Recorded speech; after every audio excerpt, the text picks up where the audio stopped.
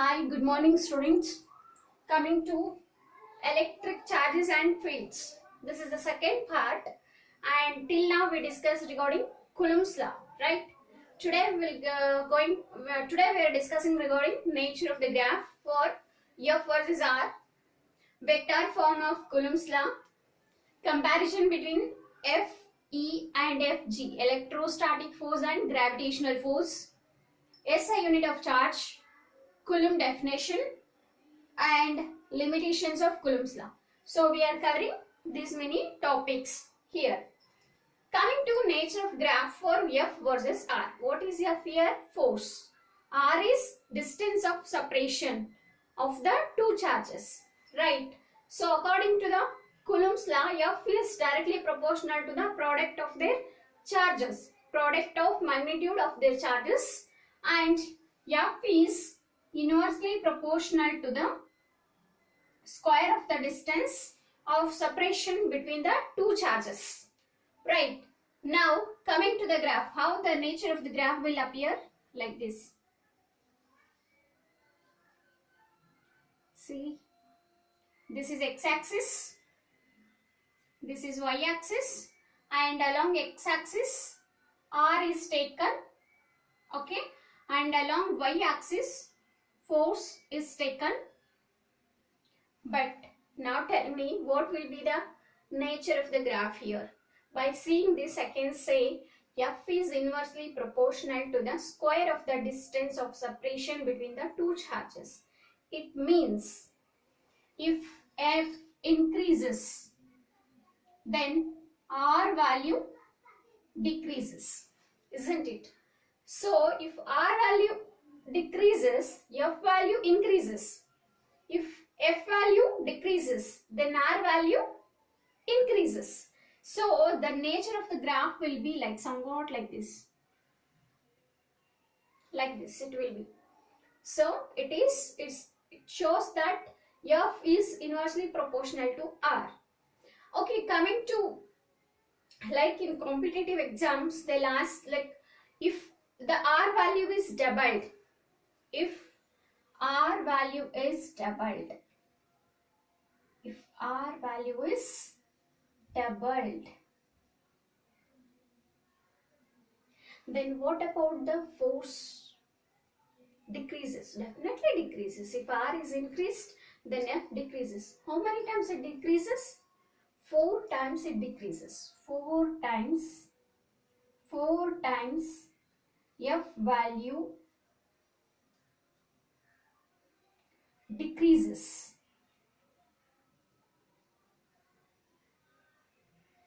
See, F is inversely proportional to 1 by R square. If R value was doubled, if R value is doubled means here 2 square. Okay, 2R square. I can say 2R square. Doubled. So 2R square. Then what happens here? 2R whole square. 2 to jump 4. So 4R. Here F. So if it is 4 times doubled, then this value decreases by how many times? 4 times. Suppose if the R value is halved, R value is halved, R becomes half 1 by 2 times of R. Then what about F value? This is decreased. See here. Here it is R value increased. So that F value decreased by 4 times. Now here R value is decreased. Half of the value is decreased. Then what about F value? Increases. How many times it increases? Here 1 by 2R whole square. So that is 1 by 4R. Means 4 into R. 4 times F value increases. 4 times F value increases. How many times F value increases? 4 times F value increases. This is regarding the nature of the graph for F versus R. Coming to vector form of Coulomb's law. So what do you mean by vectors? Vectors form. So here coming to this, we have the formula, right? F is equal to 1 divided by 4 pi epsilon naught q1 q2 by r square. This is a scalar form, right? This is a scalar form. Okay, this is a scalar form. Then what about vector form in Coulomb's law? Just take two charges q1, okay, and another one more charge q2. What is this? Center of the two charges, and force acts along the line joining of center of two charges. Okay, and here the distance of separation is from here to here is r centimeter. Okay, and in vector form, if you want to represent, see, this is the charge 1, this is also positive charge, and this is also positive charge.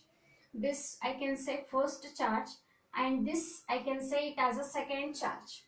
So here what we need to do, force exerted on the first charge due to second charge will be repulsive, because these two are positive similar charges. So F12, I'll write F12. What is the meaning of F12? Force on the charge plus Q1 due to plus Q2. So F12 will act in this direction. Why this I have written like this? A straight line with arrow indicates it is a vector quantity. Force is a vector quantity. Vector quantity means what? Which has both the magnitude and direction, along with it should obey some laws of vector addition. Then it is called as a vector quantity. So force is a vector quantity here. So F12 will be repulsive in this direction. Coming to this Q1 and Q2. Force acting on Q2 due to Q1 will be F21. Like this. F21 will be like this. Okay. And from here to here, if you want to find out the distance from F1 to F2, see, F12, it means force on charge 1 due to charge 2. This is force on Q2 due to charge Q1. So now the distance of separation in the vector form, if you want to represent, for the first charge, final minus initial. So final distance is R2, I will consider. Initial distance is, I will consider R1. So R2 minus R1. Okay. This is for the first charge distance. What about second charge distance? Here it is. Sorry. This is in this direction and this is in this direction. So final minus initial. What is the final value? R1 here, distance. And what is the initial distance? R2. So this is R1 and this is R2. Okay. Then apply here. F is equal to first on the first charge due to second charge. So on F on first charge plus Q1 due to plus Q2. Then F12 will be equal to 1 divided by 4 pi epsilon naught Q1 Q2 by R square. So what is the value here? R square. R2 minus R1 whole square. R2 minus R1 whole square. Okay. And vector notation is R cap here. What is this? R cap. Okay. This is for the force on plus Q due to second charge. This is the notation. Similarly, for the second charge, F21. F21 is equal to 1 by 4 pi epsilon naught Q1 Q2 by R square. What is the value? R2. the distance is now R1 minus R2 because on charge 2 by charge 1. So it is R1 to R2. Okay, here R21 cap. Okay, here R12 cap it is. Okay, this is about vector form of Coulomb's law. Okay, then coming here, comparison between F electrical force means force of electric and gravitational force. So now you understood F is equal to, we have the formula here, F equal to 1 by 4 pi epsilon naught Q1 Q2 by R square. So this is called as the F electrical force. Okay, and Fg formula is what? Fg is equal to G m1 m2 by R square. So what is the similarity in these two equations? See, this is inversely proportional to the square of the distance of separation. Even here also F is inversely proportional to the square of the distance of separation. So Fe and Fg both are called as inverse square law. Inverse square law. What is the similarity? Both are called as inverse square law. And what are the difference between Fe and Fg? Here, Fe, it depends on medium. It depends on medium. Why? This is the similarity. But what is the difference? F depends on medium because here 1 by 4 pi epsilon naught is there. So epsilon naught value is permittivity. So whether the charge is placed in vacuum or it is placed in air. So it depends on the medium. Force depends on medium here. So F depends on medium. But Fg is constant. Fg is universal gravitational constant. So here G value is constant. In Fg, G value is constant.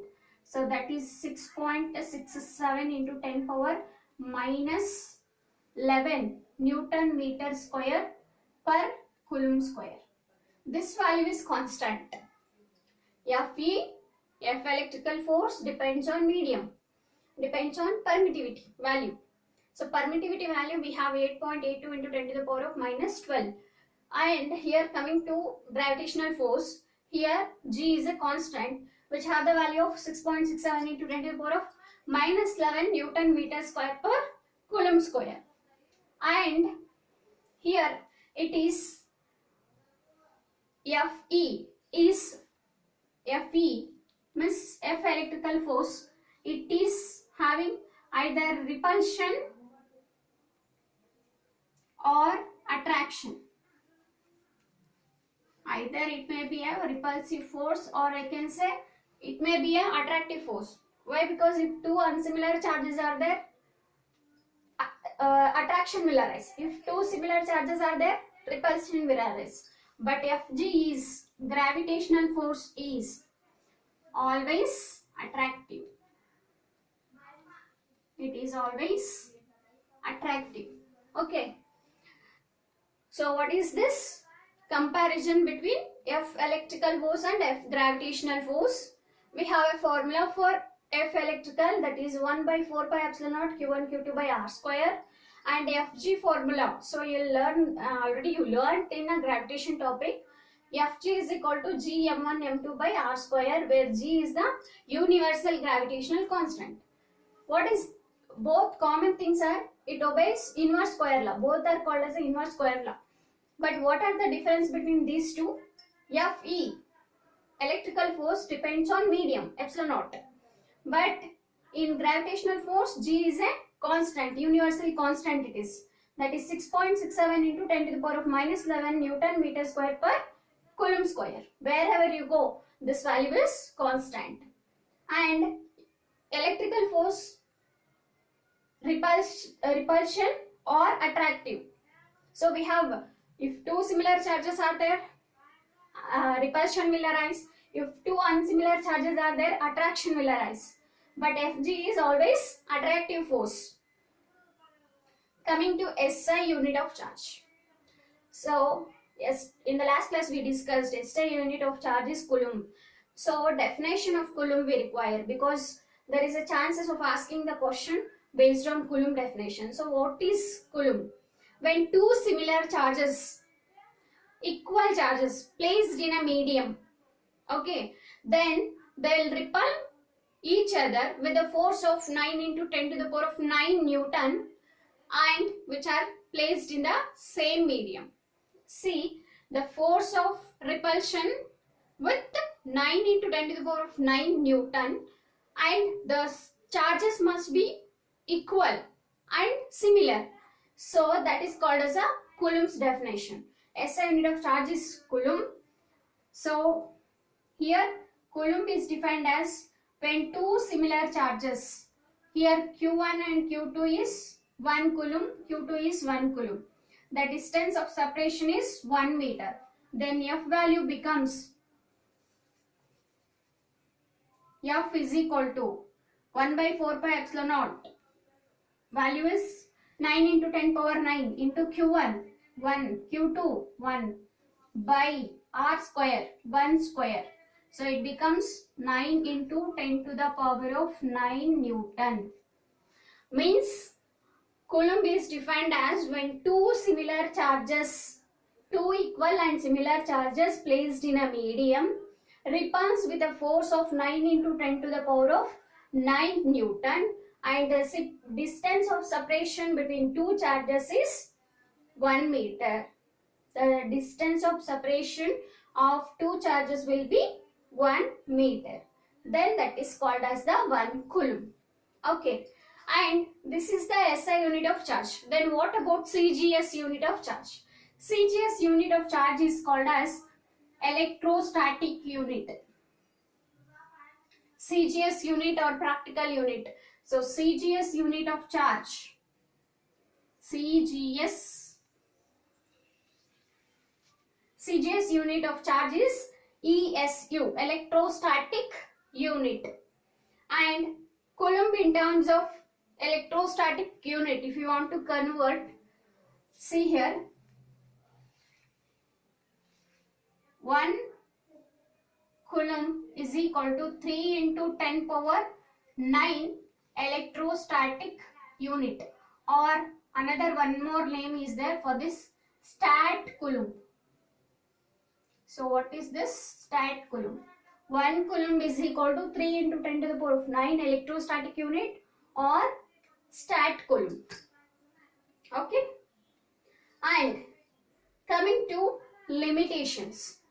So what are the limitations here? Limitation of Coulomb's law. So these all we are discussing in a electrostatic. So what is static? Rest. So charges must be rest. When the charges is in rest, then only Coulomb's law is applicable. Charges must be at rest. Charges must be at rest. And one more limitation. See, these two charges we are considering, no? These are very small charges. Small charges we have to consider.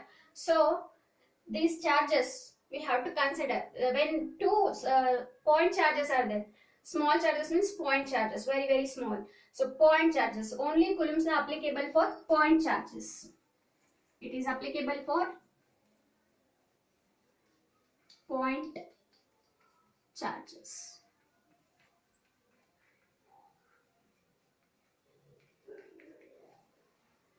So this is all about today's class. If you like this video, subscribe for this channel, and if you like this topic, just like it and share to your friends. We will continue in the next class. Thank you.